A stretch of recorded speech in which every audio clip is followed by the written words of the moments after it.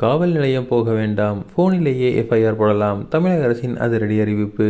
தமிழக அரசு நிர்வாகத்தில் தொழில்நுட்பத்தை புகுத்தி பொதுமக்களுக்கான சேவைகளை எளிமைப்படுத்தும் நோக்கில் பல்வேறு அதிரடியான மாற்றங்களை செய்து வருகிறது. அந்த வகையில் தமிழகத்தின் காவல்துறையை நவீனமயமாக்கும் ஒரு மைல்கல்லாக குற்றம் மற்றும் குற்றவாளிகள் கண்காணிப்பு வலைப்பின்னல் அமைப்பு 2.0 மற்றும் டிஜிட்டல் கைரேகை சேகரிப்பு அமைப்பு ஆகிய புதிய திட்டங்களை முதலமைச்சர் மு.க.ஸ்டாலின் இன்று தொடங்கி வைத்தார். இனி பொதுமக்கள் காவல் நிலையம் செல்லாமலேயே இணைய வழியில் புகார்களை பதிவு செய்யவும், எஃப்ஐஆர் நிலைகளை உடனுக்குடன் தெரிந்து கொள்ளவும் வகை செய்யப்பட்டுள்ளது.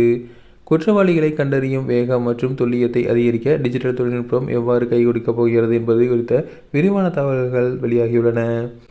தமிழ்நாடு அரசின் 2024-25 ஆண்டிற்கான நிதிநிலை அறிக்கையில் மாநிலத்தில் உள்ள அனைத்து காவல் நிலையங்களிலும் சிறப்பு பிரிவுகளிலும் காவல்துறையினை நவீனமயமாக்கும் திட்டத்தின் கீழ் குற்றம் மற்றும் குற்றவாளிகளை கண்காணிக்கும் வலைப்பின்னல் திட்டத்தை மேம்படுத்தி பொதுமக்களிடமிருந்து இணைய வழியில் புகார்களை பதிவு செய்வது, பிற துறைகளுடன் தகவல்களை பரிமாற்ற போன்ற அம்சங்கள் இணைய வழியில் குற்றம் மற்றும் குற்றவாளிகளின் கண்காணிப்பு வலைப்பின்னல் அமைப்பு 2.0, அதாவது crime and criminal tracking network and system CCTNS 2.0 என்ற புதிய திட்டம் உருவாக்கப்படும் என அறிவிக்கப்பட்டது.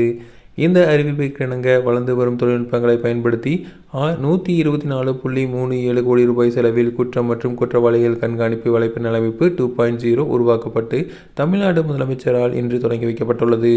CCTNS 2.0 அமைப்பின் மூலம் இணையதளத்தில் சமுதாய சேவை பதிவீடு, முதல் தகவல் அறிக்கை பதிவு செய்தல், அவற்றின் தற்போதைய நிலையை அறிதல் மற்றும் முதல்நிலை விசாரணை விவரம் பதிவு செய்தல், மூத்த குடிமக்கள் குறித்த தகவல்கள், புகார்களை பதிவு செய்தல், காணாமல் போன மற்றும் அடையாளம் தெரியாத இறந்த நபர்களை குறித்த தகவல்கள் பெறுதல், சாலை விபத்து ஆவணங்களை பதிவிறக்கம் செய்தல் போன்ற சேவைகளை பொதுமக்கள் எளிதாக பெறலாம்.